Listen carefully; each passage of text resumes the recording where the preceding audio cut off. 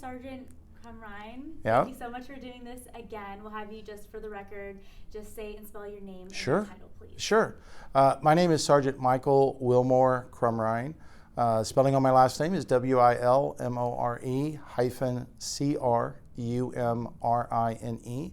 I'm a sergeant with the Austin Police Department. I'm the senior sergeant in the Child Abuse Unit and also the president of our Lesbian and Gay Peace Officers Association. Awesome. So why don't you just start off by sharing a little bit of the history and the mission of the Lesbian and Gay Peace Officers Sure. Association? We started back in 2009. We're the first and only such organization in the state of Texas. And the reason that we were started is Austin has always been an incredibly opening and welcoming community. And back prior to 2009, as open as the department had always been, there was a sergeant that was denied a transfer simply based upon her sexuality. And we realized that as progressive as Austin is, there's more work that needs to be done. And so a group of us got together. I was one of the founding members. It was not my idea to start this. It was Lieutenant Cleveland in the department, now Lieutenant Cleveland. It was his idea and a retired sergeant named Mary Hesselrode. And they realized that as progressive as things were, that there's an opportunity in a space where we can do some education and some training, both within our own agencies and within law enforcement, but then also back into the community. What does a gay cop look like? And so when we were formed under 3 tenets, which is service, education, and protection. Service to our members, service obviously to the community, education on both parts, and then protection for the community, protection for our employees within in the department, and we've been going strong ever since, and have done a whole lot of things in partnership with the city of Austin, as well as very much so in partnership with the Austin Police Department. God, that's wonderful to hear. So kind of tell me what inspired you to join this association and then strive to eventually become president of it. So why I became a member of the association, I've been in law enforcement a very, very long time. I started law enforcement before we could be our authentic self, before the very landmark legal decision of Lawrence v. Texas was decided. So when I started law enforcement, a lot of people aren't aware of this, but at that moment in time, a lot of agencies, Austin did not do this, but a lot of agencies would ask you on your initial application if you were gay. And then they would ask that question to you while you were hooked to a polygraph, a lie detector. And should you fail, not only were you not given a job with that agency, chances are you were not going to get a job in public service, period, because of that. So I saw a need back in 2009 because of my experience, because of the opportunity to educate and teach people, right? We don't know what we don't know. And even today, there's a lot of myths and misconceptions about queer identifying individuals, who they are, what professions they're in, who they are as a person. And so if there's something that we can do to change those stereotypes, those bias, those myths, and show people our true humanity, I wanted to be a part of that. And so that's why I became a part of the association. Actually, one of the first things that we did in the association shortly after we were formed, within a couple of years, I don't know if you're familiar with the Trevor Project. That's a national campaign to help end LGBTQ suicide, and especially youth suicide, because it's at a tremendously higher rate among LGBTQ identified youth than it is for people who don't identify somewhere along the spectrum. And so there was an It Gets Better campaign. It was various different people coming together to send an inspiring message to young LGBTQI individuals and say, you know what, just hang on, that life does get better moving forward. We were the second police department in the United States to do that, behind San Francisco. So our commitment to service, education, protection is something we take very, very strong and dear. It's also one of the reasons why subsequently we're now going to be hosting with the City of Austin and the Austin Police Department an international conference in August. It's all within that same vein. Mm-hmm. That's really great, truly. Now, can you kind of tell me if there was a specific moment you can remember that made you realize the importance of LGBTQ plus visibility and support in the law enforcement community? I could tell you story after story. I'll tell you one that happened literally just a couple of years ago. In order to do that, let me pull this out of my, sorry. And hopefully you can edit that out. But the Austin Police Department is the first department in the state of Texas to do a pride flag. A pride patch, not a pride flag, but a pride patch. We did that because visibility matters. You know, people want to know, why do you raise a pride flag? Why is a pride flag up? Why is this out there? Why would we do a pride car? Because visibility matters. People need to know that there are safe places, and there's safe places to go and be a part of. So I'm working an overtime assignment. We get to wear this patch on our ball cap. And this was a few years ago. And this is a little long, but it goes to the point of what I'm trying to say is it was a construction crew. And so I worked this part-time all day long. And at the end of the day, we'd been talking with these crew the entire time we're there, having a really great time and engaging. And so a guy comes up to me and he says, "Hey man, I know it's hard being a cop. Thank you for being out here. Thank you for doing all." And I'm like, "Appreciate it. No big deal." And he takes like one step away, and then all of a sudden he turns and he says, "I just got one question for you." And I apologize. He cursed, but he said, I won't say the word he used. He said, "Why do you have that gay blank on your hat?" And it took me back.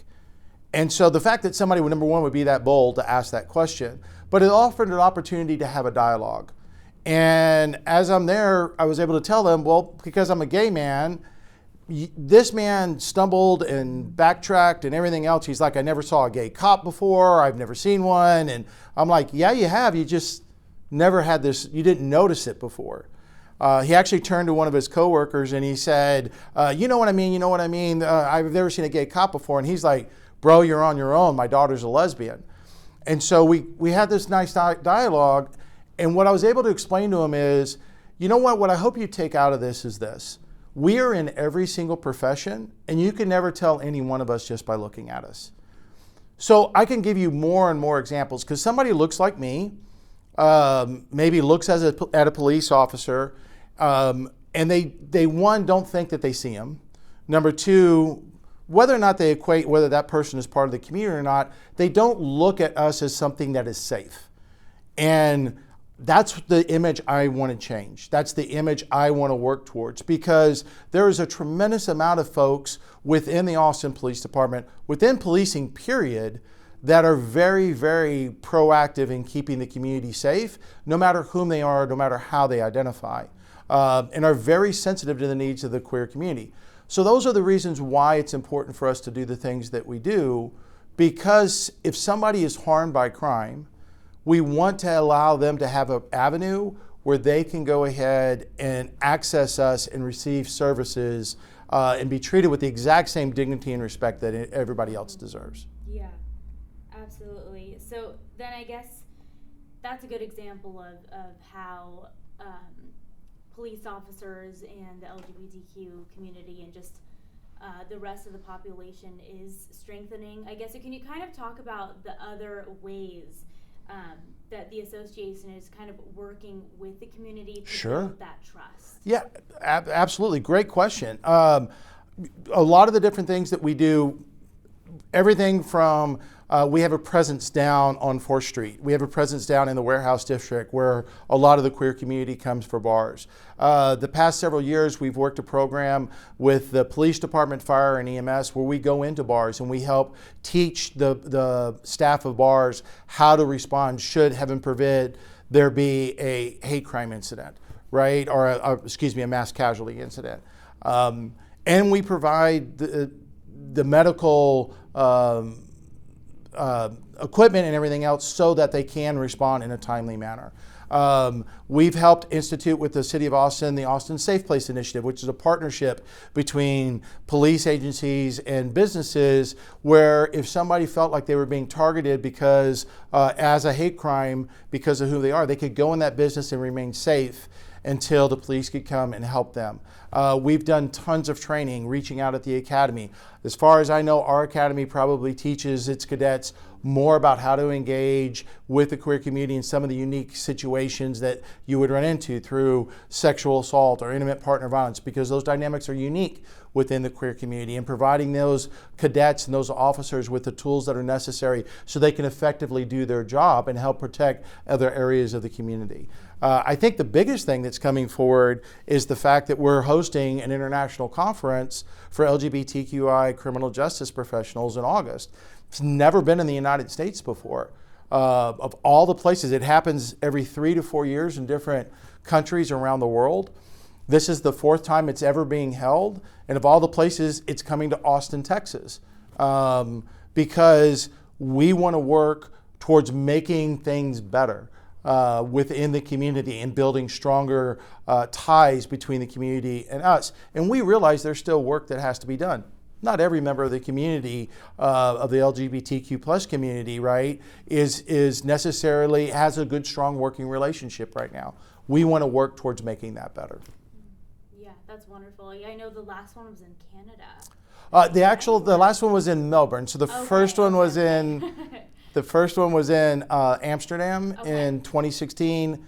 Then in 2019 it was in Toronto. The last one was in 2023 and it was in Melbourne. Okay, nice. When is that again? August? It's in August. It's August 5th through 8th, 2025, and we're hosting it in downtown Austin. Okay, that's awesome.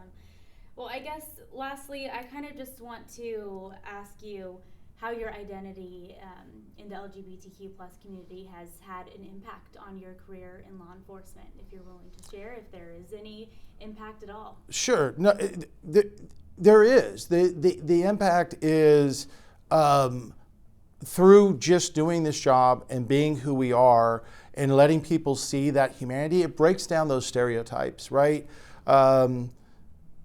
We are such a polarized community and country right now. People don't know others and don't see others and don't see their humanity. And sometimes when that's the case, you miss so many things. One of the things that I talk when I train and I speak to folks is that when it comes to the queer community, like I said, we're in every facet. We make up every other part of the community. So there's people of color, there's women, there's immigrants, there's people with disabilities, different religions. I mean, all aspects of every other marginalized community is represented within the queer community. And if we can find ways to engage them and be able to have a strong relationship with them, how much of a better community can we have? I mean, Austin has the 3rd highest percentage of its population that identifies somewhere along the queer spectrum. We also know that the Gen Z population, that 20%, 1 in 5 of Gen Zers end up identifying somewhere along the queer spectrum. That's our future. That's the next generation. So don't you want to have a strong relationship with that, especially if you're in public safety?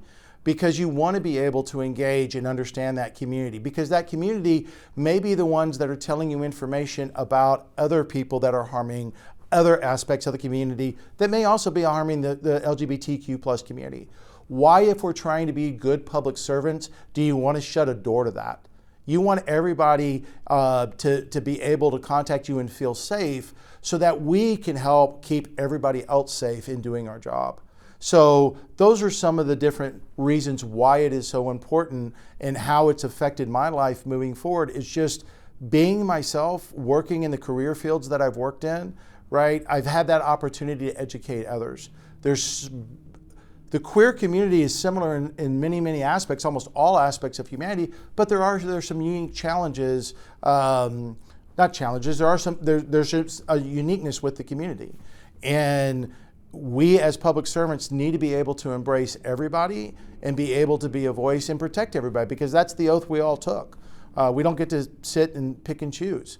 So if by us getting to know the community better, or by me being my authentic self and feeling like I can be my authentic self, which, if you remember when we started this conversation, I said when I started my career, I couldn't be myself, right? Because of where things were.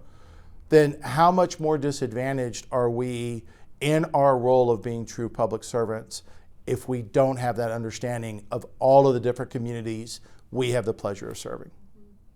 Definitely, very well said. You can feel how passionate you are 100% about this topic. So can you just tell me how it does feel to finally be able to be yourself? Liberating, it's amazing to be able to to not have to hide any parts of my life, right? To be able to have conversations with people and talk about my family and not have to not refer to somebody for whom they are, my husband, right? But to say, oh, it's a roommate or it's this or it's that. Like how much freer that is. I can be myself. And if I'm not stressed and worrying about that stuff, then I can do my job, which is be able to focus 100% of my time and attention towards the community that I have the pleasure of serving.